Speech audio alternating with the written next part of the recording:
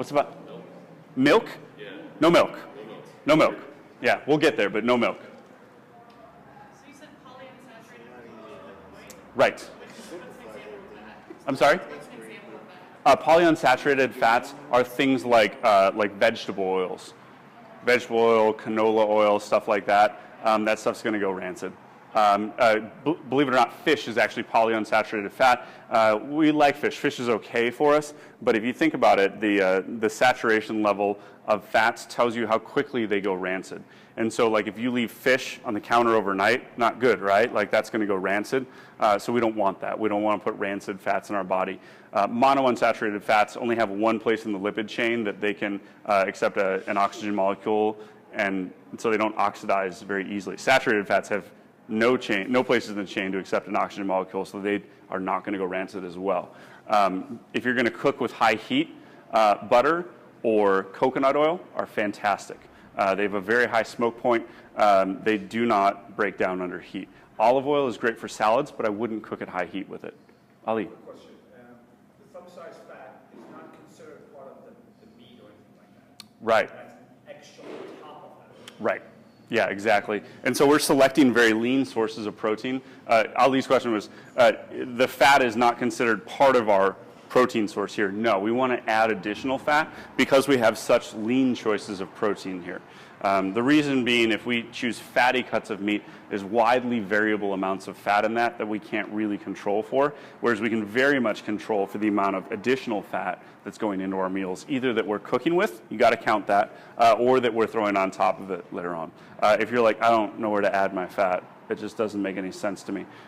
Do your protein, do your starchy carbs, and then put your fat, pour some olive oil, thumb's worth, on top of the starchy carbs. Your body will like that, especially if you add a little salt, because then we get carbs, fat, and salt.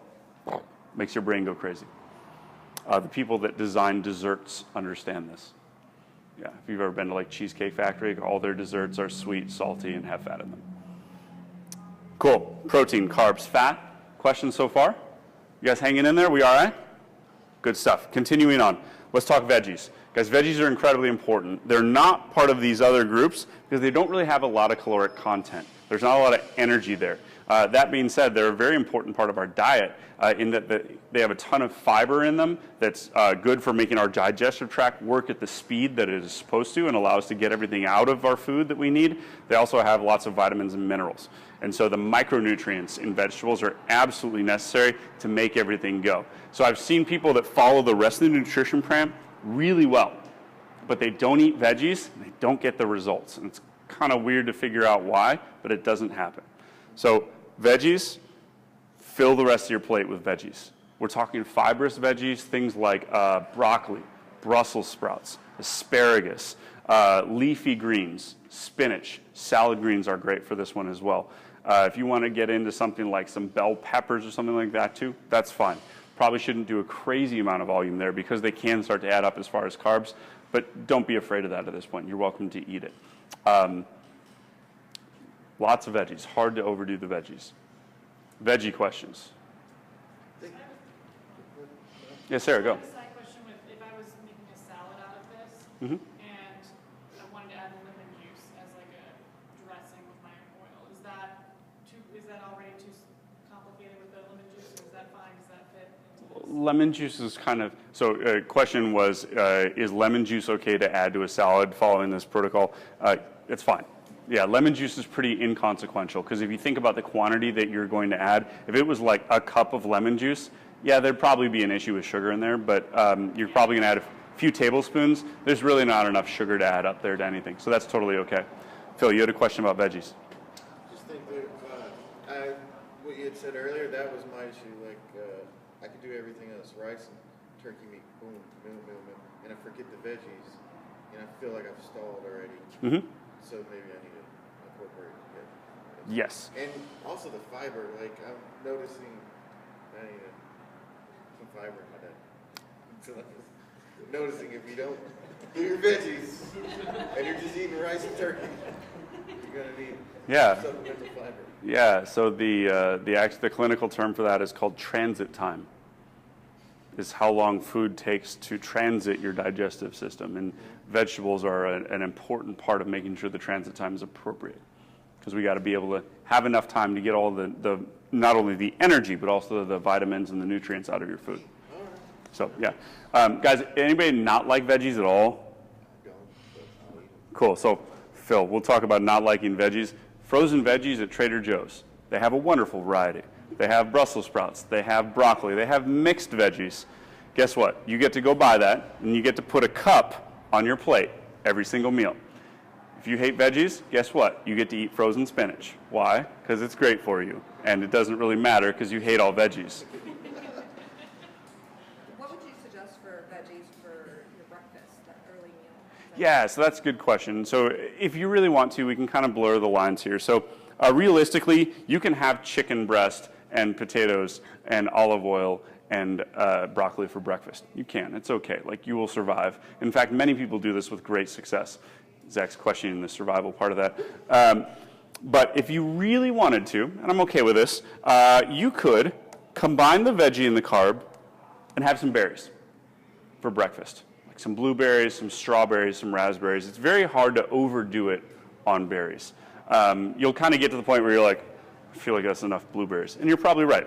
So you can do that for breakfast. I would not do that for the rest of your meals. But for the morning meal, go for it. That was my other question. Where does fruit lie in this, or does it not? Done. For right now, it's out. Okay.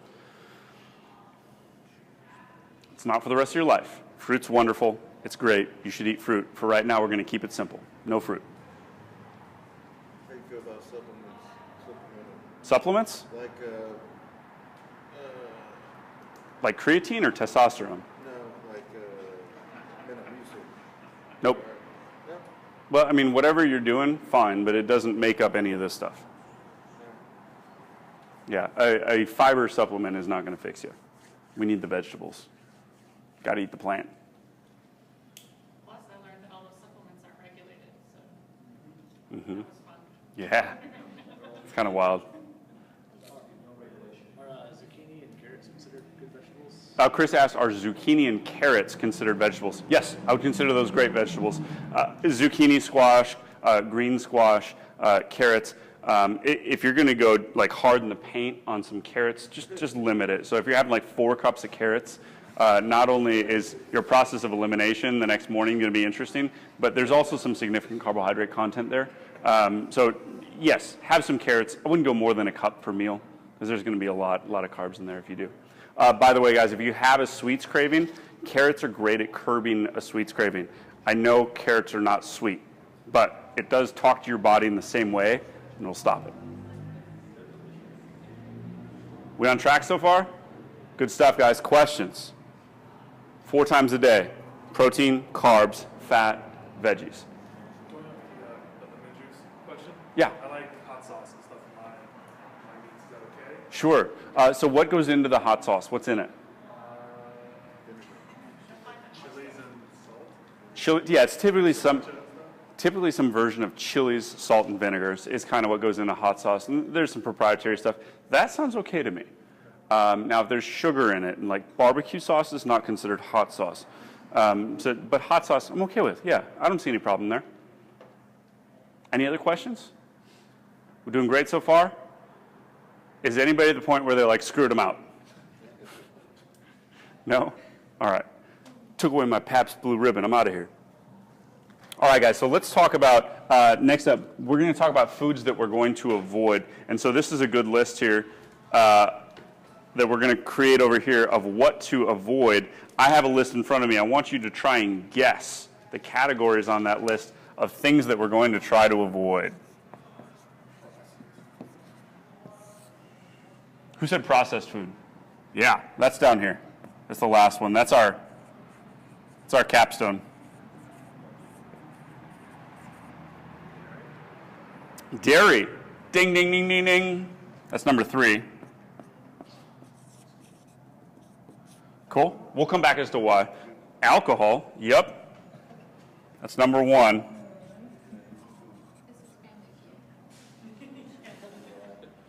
What else? Fast food. Do you mind if we lump that under processed food? You're absolutely right. Okay. Sugar. Oh, goodness. Sugar, absolutely. It's no go. Is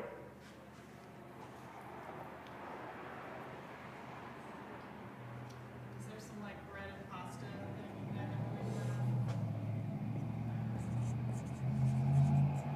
Wheat. the gluten? Yes, even when you cheat, not with wheat. One more. I'm kind of cheating because it kind of goes together here. We'll call it drinks with calories.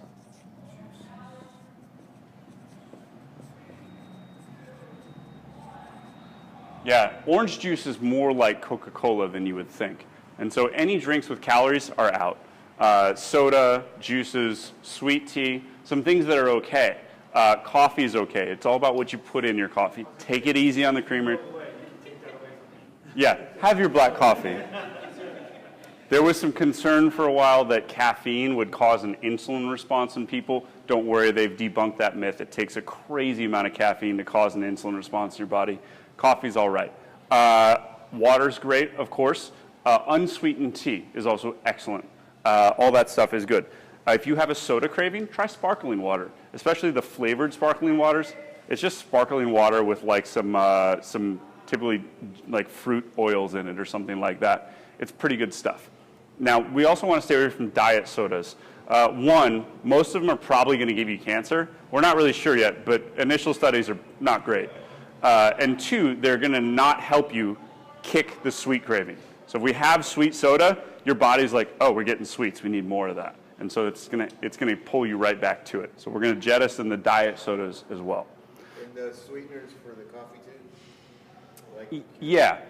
So it's all about degree. So like if you're going to throw like a touch of Splenda into your coffee, and that's wonderful, that's great. But if you've got like 6 packets that you're dumping in and stirring that thing up, and you kind of got to eat it with a fork, that's not a great idea. So a little bit of artificial sweetener, I'm not going to get up in arms about it. Certainly not helping you, but it's not the end of the world either. So sorry, we're jumping around here a little bit. Starting at the top, alcohol. Anybody like to drink? Awesome, cool. Cut it out for a while. Specifically, we don't want to drink before bedtime. The number one evil from alcohol is it disrupts your REM sleep. It destroys your sleep patterns. And this is most of what a hangover is. Despite you thinking that you're passing out, you're not really sleeping, you're just sedated.